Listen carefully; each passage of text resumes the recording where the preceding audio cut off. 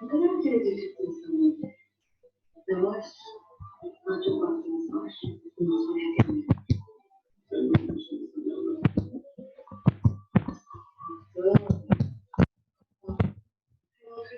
Hayatı bahsedecek değilim. Ben size geçen her şey elimizde kalacak. Söz veriyorum. Vous m'entendez? Mutlu olmayacağım. Ok, c'est bon. Oui, madame. Shukran. Bon. Oui, Deuxième madame. figure, on était à la deuxième figure, c'est la transmission de l'information génétique. Donc, vous avez la double chaîne d'ADN et vous avez la matrice d'ADN. À l'intérieur, donc, on a dit c'est les bases. Les bases ou le code génétique, si vous voulez, qui va être transcrit, on va avoir le code est constitué de 3 lettres, si vous voulez. Par exemple, A, C, G. A, G, c'est les dernières lettres. Ils vont donner, après transcription, un acide aminé, c'est la sérine.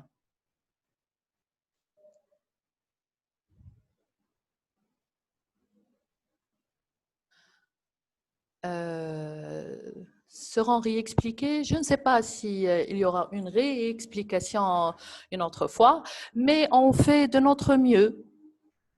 Donc, plutôt essayez de vous concentrer avec moi. Donc, vous avez la chaîne en double hélice qui va être transcrite. Donc, chaque 3 lettres, si vous voulez, comme le dernier, AGC. Donc, ça va donner un acide aminé. Donc, ici, dans toute cette matrice, donc c'est un seul brin d'ADN, on l'appelle ADN matrice, qui va être transcrit en ARNM. Donc, 3 lettres, c'est le code qui va donner par la suite un acide aminé. Par exemple, ici, vous avez 24 bases. Donc, 24 bases, donc divisé par 3, donc ça va vous donner 8 acides aminés. 8, donc 8 acides aminés, donc pour constituer après par la suite la séquence protéinique.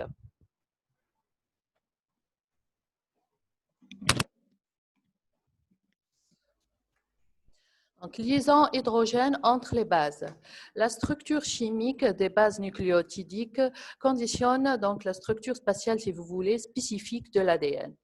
Une purine adénine, c'est-à-dire une adénine ou la guanine, A ou G, fait toujours face à une pyrimidine, G ou C. Donc, la cytosine et la guanine sont unies par 3 liaisons. Je répète, pour les liaisons hydrogènes entre les bases, vous avez toujours la cytosine qui est unie à la guanine par 3 liaisons. Hydrogène, bien sûr. La théimine, elle est unie à l'adénine par 2 liaisons hydrogènes, formant des paires de bases complémentaires. Donc, c'est les bases qui forment la complémentarité d'une chaîne d'ADN, entre 2 chaînes d'ADN. Donc ici, vous avez les liaisons hydrogènes bien illustrées.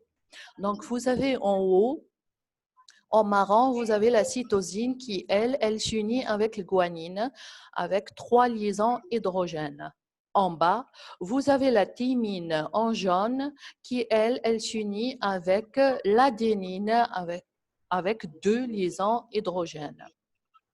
À droite, vous avez une structure totale bien illustrée entre les bases des liaisons hydrogènes donc qui constitue la complémentarité entre les deux chaînes. La double hélice de l'ADN est la réplication. Les deux chaînes polynucléotidiques sont hélicoïdales, s'enroulent l'une autour de l'autre selon un axe commun. Les paires de bases nucléotidiques, PB, se trouvent au centre. Le squelette, sucre-phosphate, est à l'extrémité. Je répète, comme vous voyez ici dans la figure, les paires de bases dans une chaîne, dans une molécule d'ADN, se trouvent toujours à l'intérieur. Par contre, le squelette sucre-phosphate est toujours à l'extérieur. En raison de la disposition complémentaire des paires de bases, chacun des brins peut, après leur séparation, servir de modèle. Modèle, ça veut dire matrice, ça veut dire qu'il va former une nouvelle chaîne complémentaire à lui. C'est ce qu'on appelle la réplication. En ouvrant la double hélice, on obtient deux nouvelles molécules identiques. C'est la réplication de l'ADN illustrée dans la figure. On arrive aux trois formes de l'ADN. Donc, on a l'ADN B, on a l'ADN A et on a l'ADN Z. Donc, ici, vous avez illustré, la forme B de l'ADN. Donc, on commence par la forme B. La forme classique originale, déterminée par Watson et Crick en 1953. L'ADN B a enroulement à droite, c'est le sens. Je coupe quel micro? J'ai qu'un seul micro, l'autre est coupé. J'ai coupé. Non, ça y est, le micro de tout le monde est votre micro donc est coupé. Donc j'ai qu'un seul micro pour l'instant. L'ADN B, je répète, la forme classique originale, c'est une forme donc originale qui se trouve le plus souvent. Donc déterminée par Watson et Crick. L'ADN B, il est à enroulement à droite, c'est-à-dire que le sens de l'orientation, de rotation de l'ADN B de l'hélice, il est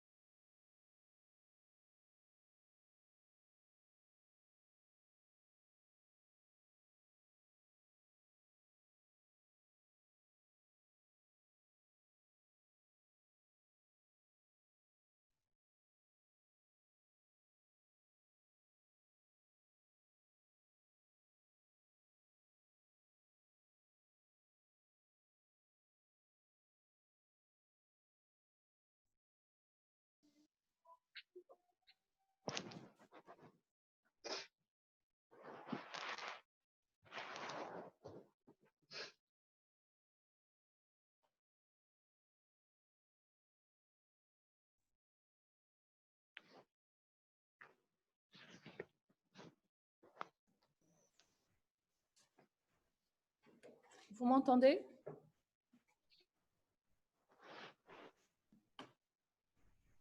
Ok, on continue.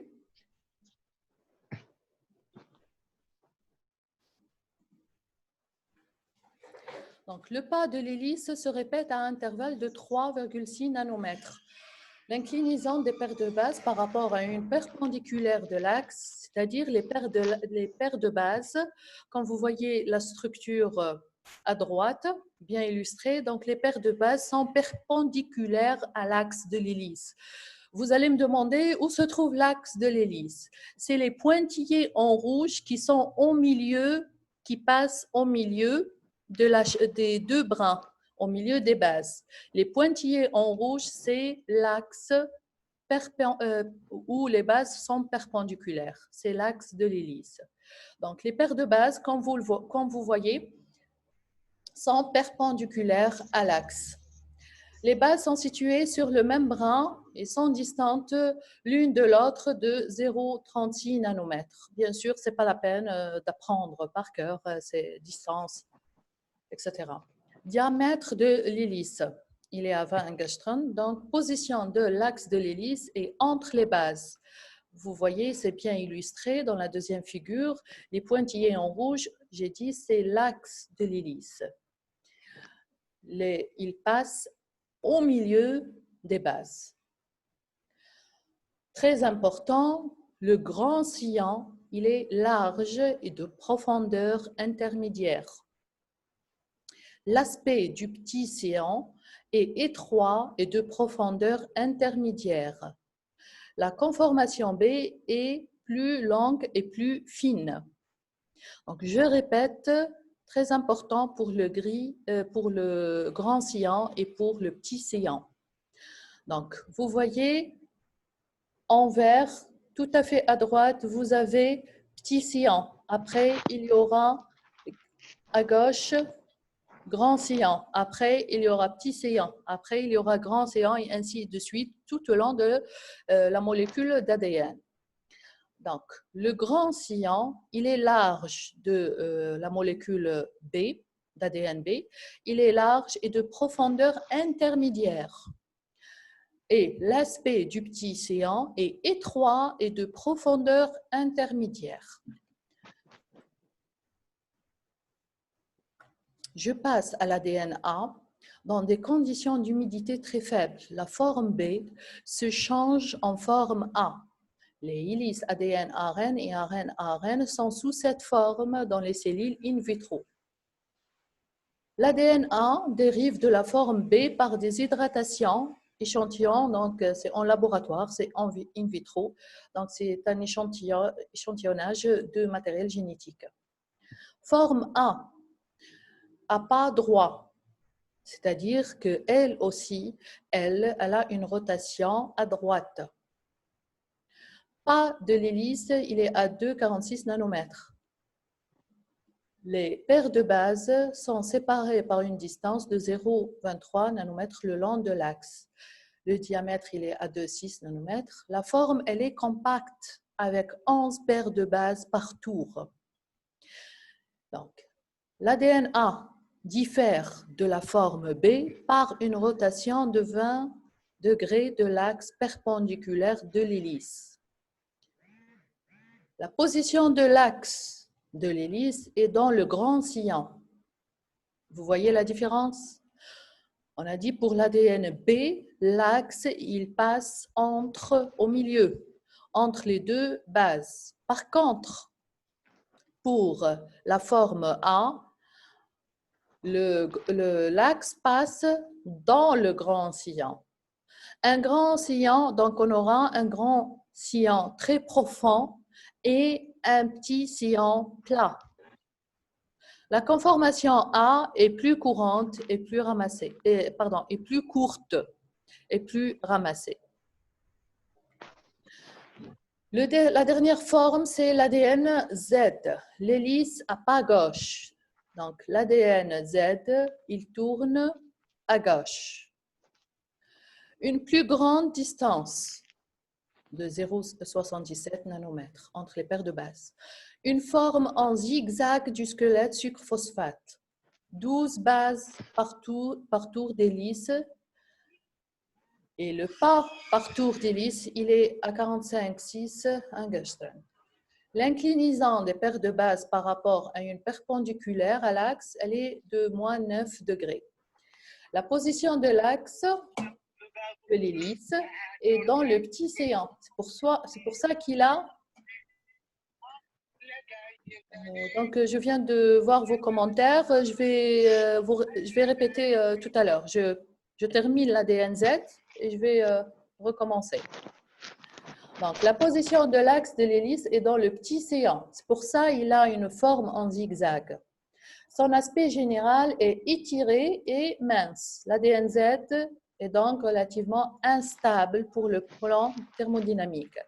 Cette forme jouerait un rôle dans le relâchement du surenroulement de l'ADN lors de la réplication. Elle apparaît aussi dans les régions du génome à forte activité de transcription.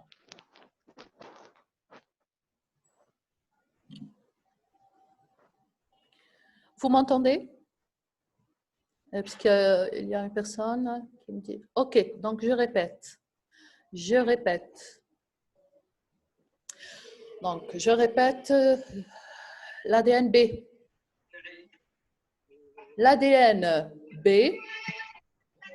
donc, est une forme classique que vous connaissez normalement. Donc, c'est la forme qui a été déterminée, la première forme qui a été déterminée par Watson. Et non, ce n'est pas la peine d'apprendre les diamètres, je l'ai dit tout à l'heure. Les distances, c'est pour vous. Donc, sinon, essayez de suivre maintenant avec moi.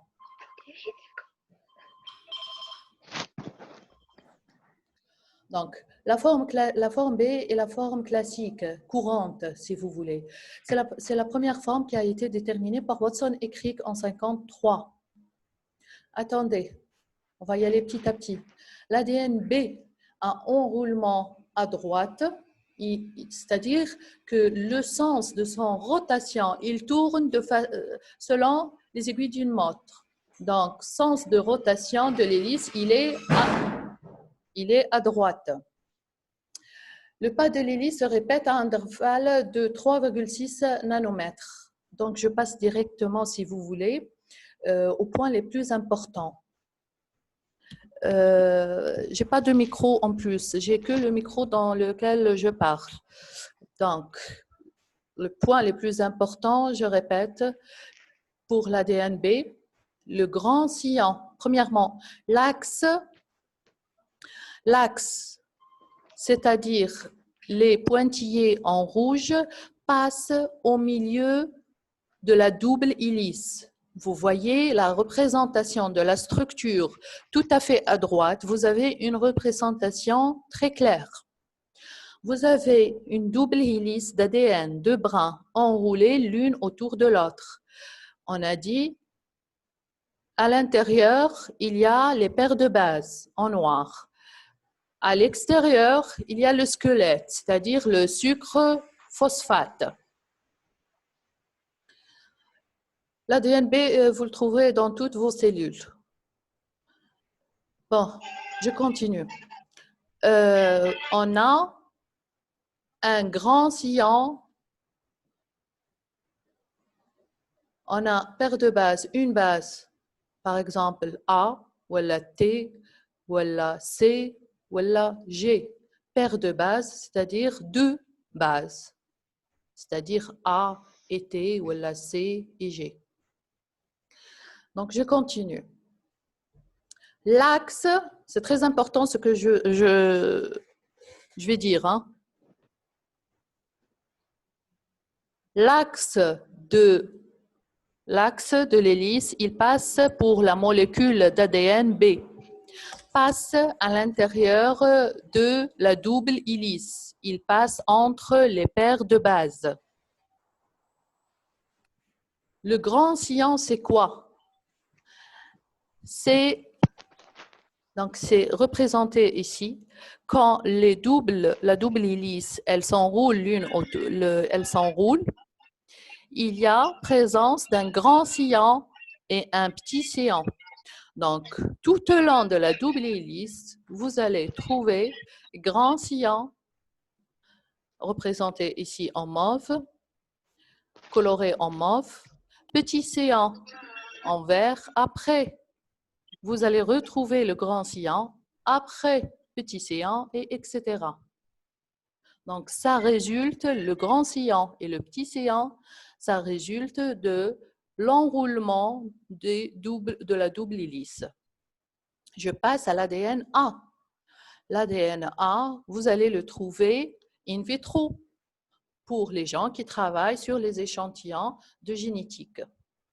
La différence entre A et B, c'est la position de l'axe de l'hélice. Pour l'ADN A, l'axe de l'hélice est dans le grand sillon, c'est-à-dire l'axe passe directement dans le grand sillon, non pas entre les bases comme pour l'ADN B, mais dans le grand sillon. C'est-à-dire, voilà, ça va résulter un grand sillon très profond et un petit sillon plat. C'est pour ça qu'il a cette forme-là, une forme, l'ADN A a une forme compacte, courte. Je passe à l'ADN Z. L'ADN Z, contrairement aux deux autres, l'ADN Z par rapport à l'ADN B et à l'ADN A, lui, il a une rotation, voilà, il tourne à gauche, non pas à droite. Il a une forme en zigzag. Il est relativement instable sur le plan thermodynamique. Cette forme, elle joue un rôle dans le relâchement de surenroulement de l'ADN lors de la réplication. C'est-à-dire que l'ADN B peut prendre la forme Z dans des cas bien précis. Dans les cas de surenroulement dans la réplication, par exemple. Elle apparaît aussi dans les régions du génome à forte activité de transcription. C'est-à-dire que l'ADN B peut prendre la forme de l'ADN Z dans le cas de surenroulement, dans la réplication ou dans l'activité de transcription.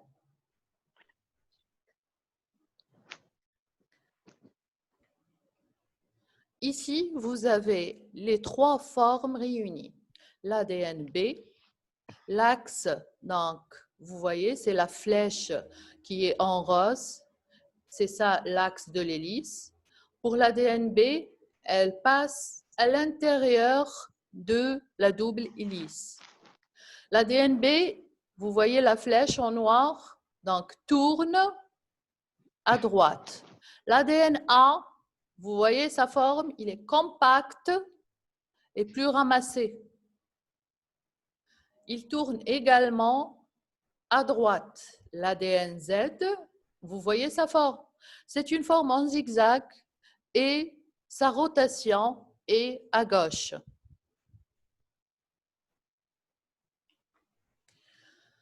L'ADN dans les chromosomes. L'ADN se trouve sous des formes différentes dans les prokaryotes et eucaryotes. L'unique chromosome des prokaryotes est une molécule d'ADN circulaire. Les molécules d'ADN des chromosomes des eucaryotes sont linéaires dans de nombreuses protéines. Histone, c'est une classe de protéines riches en arginine et en lysine. Sans en interaction ionique avec les groupes phosphates du squelette ADN, il en résulte le nucléosome. On va voir la structure du nucléosome. Nucléosome, si vous avez des questions, j'ai pas beaucoup de temps. Si vous avez d'autres questions, vous pouvez déjà lire votre cours avant de vous connecter. Et autre chose, si vous avez d'autres questions, vous pouvez toujours envoyer par mail. Sinon, je n'ai que 40 minutes, il faut que je termine. Nucléosome, et pour les gens qui sont là pour déranger, vous pouvez céder vos places pour les gens qui veulent comprendre. Nucléosome, structure dans laquelle la double hélice de l'ADN s'enroule autour d'un cœur protéinique. On va voir juste après sa structure constituée de 4 paires d'histones différentes, les protéines de régulation de gènes qui se fixent sur les bases accessibles du grand sillon. On va voir, ici, vous avez la structure du nucléosome. Vous voyez la double hélice, les deux brins qui s'enroulent sur l'histone. Et vous avez l'histone juste dans la figure juste à côté.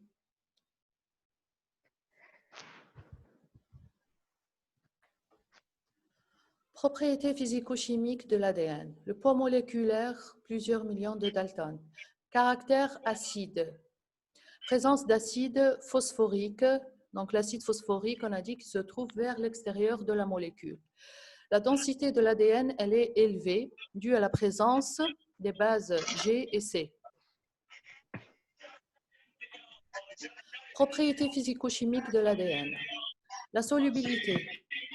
L'ADN sous forme de sel de Na est dilué et soluble, mais il présente une viscosité élevée. Il est insoluble dans les solvants organiques. Pour le spectre d'absorption, l'ADN, il absorbe à UV à 260 nanomètres. L'effet hyperchrome, lorsque l'ADN est chauffé, l'absorption augmente à 260 nanomètres, alors que la viscosité, elle diminue. Donc, ici, vous avez l'ADN à un spectre, on a dit, d'absorption maximale à 260 nanomètres. La dénaturation. Perte de la forme native de l'ADN. L'ADN, il peut se dénaturer et il peut revenir à sa forme naturelle. On va voir comment. La dénaturation, perte de la forme native de l'ADN, séparation des deux brins d'ADN par suite à l'incubation dans une solution saline ou à chauffage qui rompt les liaisons hydrogènes. Donc, les liaisons, vous voyez la structure de la double brin. Donc, les bases sont réunies par des liaisons hydrogènes, on a dit. Après l'incubation dans une solution saline et chauffage, donc les liaisons hydrogènes vont être rompues, brisées, si vous voulez. Donc, au milieu, comme vous voyez, il y a deux brins séparés d'ADN. Elle est réversible, c'est-à-dire qu'on peut revenir à la forme native, obtenue par un refroidissement, mais progressif. On peut renaturer la première molécule d'ADN. Le refroidissement brusque dénature irréversiblement l'ADN. Donc ici, c'est une figure, donc c'est une courbe. Donc c'est l'effet hyperchrome. L'effet hyperchrome, donc c'est la température Tm, c'est la température moyenne de fusion. C'est la température qui permet l'ouverture de la moitié de la molécule d'ADN. C'est ça l'effet hyperchrome. On passe à la deuxième étape, c'est l'ARN, l'acide ribonucléique. L'acide ribonucléique ARN. Il a une structure de polymère de ribonucléotides liés par des liaisons phosphodiester. Les bases sont A, G, C et U. Le sucre, c'est le ribose.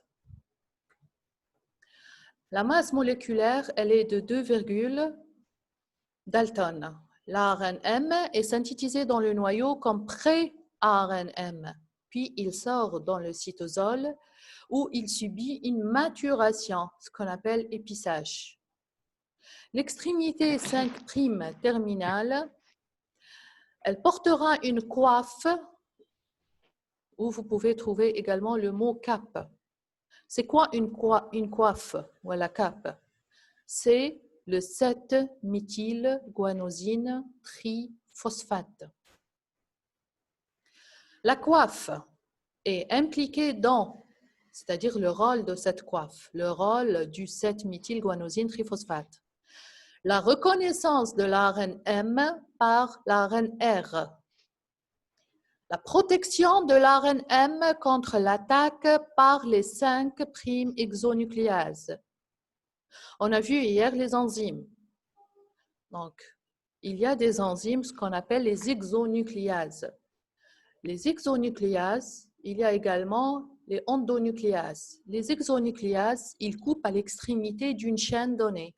Exemple ici, 5' 5' exonucléase, elle coupe 5' exonucléase, elle coupe à l'extrémité 5'. Par contre, 3' exonucléase, elle coupe vers l'extrémité 3'. Si vous trouverez le mot endonucléase, c'est-à-dire elle coupe à l'intérieur de la chaîne. Cette coiffe, elle est aussi le signal du début de la traduction. Donc, dans la figure, il vous faut le 7, la guanosine. Donc, première nucléotide, guanosine. L'extrémité, vous trouverez la coiffe dans l'extrémité 5'. Donc, la coiffe, elle se trouve toujours dans un brin d'ADN à l'extrémité 5'. Vous allez trouver le 7-méthylguanosine triphosphate. L'extrémité 3', elle présente une queue poly A. Ici, dans la figure, elle n'est pas représentée le 7-méthylguanosine triphosphate. L'essentiel, vous retenez que l'extrémité 5'. Et en haut, l'extrémité 3', elle est en bas. Il vous faut le 7-méthylguanosine, c'est-à-dire la base guanine, donc, pour que ça soit donc 7-méthylguanosine triphosphate. Et vous trouverez cette coiffe que sur l'ARNM mature. L'extrémité 3'. L'extrémité 3', elle présente une queue poly A. Qu'est-ce que ça veut dire poly A? Déjà, une queue, c'est pour l'extrémité. L'extrémité qui est en haut, c'est l'extrémité 5'. On l'a appelée coiffe. L'extrémité en bas, c'est-à-dire à l'extrémité 3', on l'appelle queue poly A. Pourquoi A? Parce qu'elle contient un grand nombre de résidus d'adénine qui varient de 100 à 250 adénines. C'est pour ça qu'on appelle queue poly A. A, c'est pour adénine. La queue, son rôle est de stabiliser l'ARNM en empêchant l'attaque par les 3 exonucléases. Exonucléase, j'ai dit, qui coupe à l'extrémité. Donc, exo, extérieur, nucléase. Donc, c'est la famille des nucléases, les enzymes des nucléases. On a l'exonucléase et on a l'endonucléase. Exonucléase coupe à l'extrémité. Si c'est bien précis, c'est-à-dire vous trouverez 5' exonucléase. C'est-à-dire que cette enzyme, elle coupe seulement à l'extrémité 5'.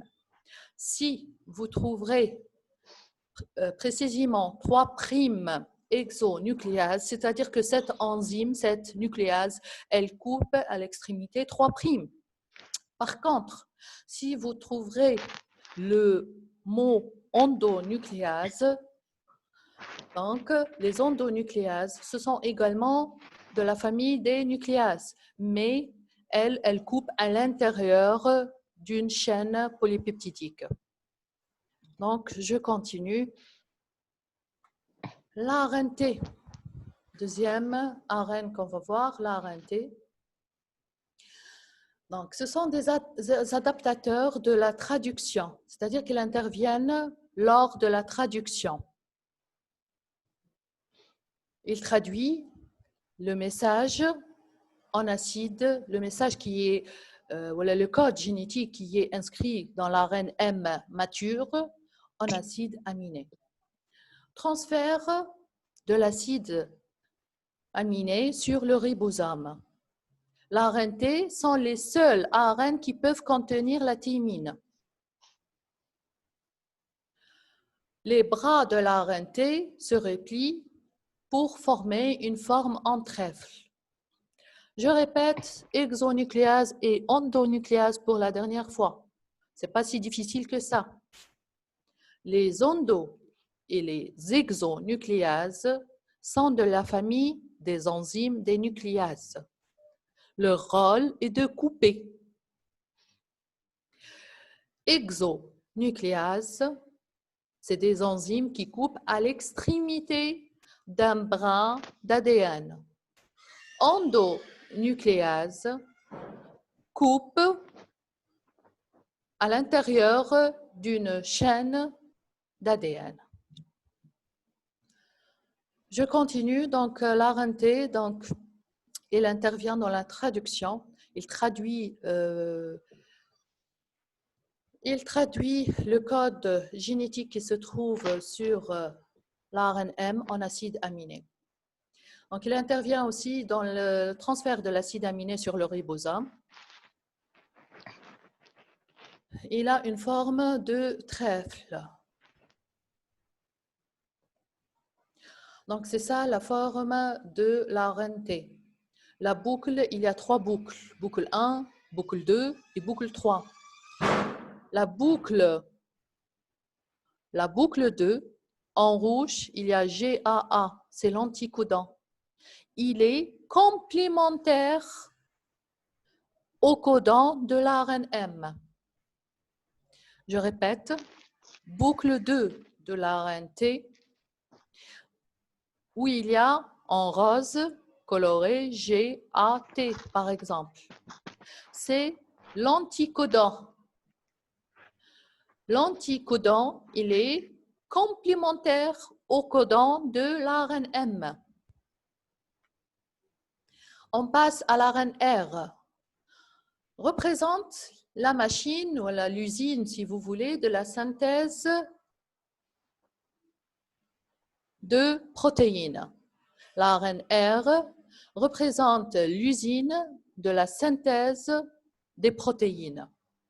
C'est-à-dire, c'est là où a lieu la fabrication des protéines, l'assemblage des différents acides aminés.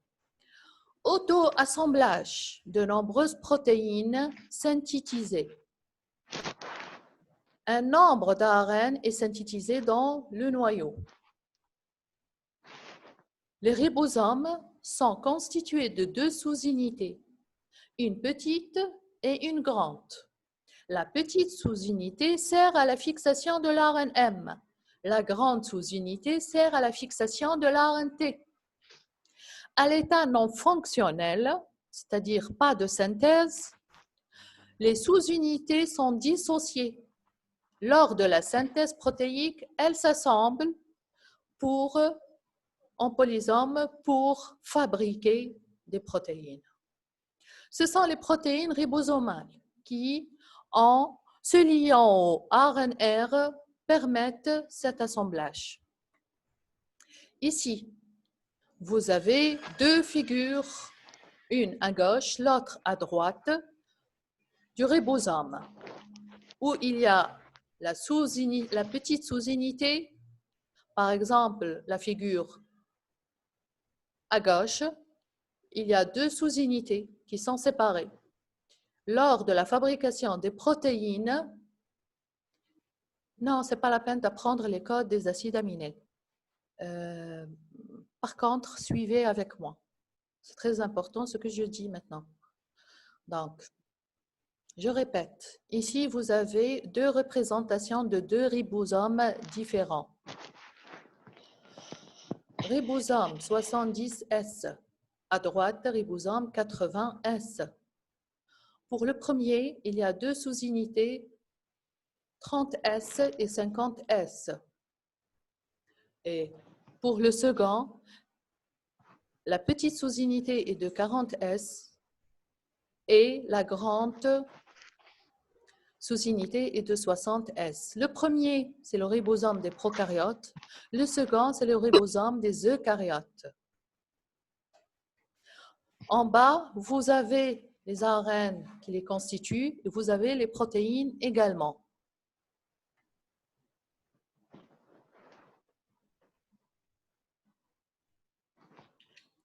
Ne partez pas, il faut qu'on termine aujourd'hui. J'appelle l'ingénieur.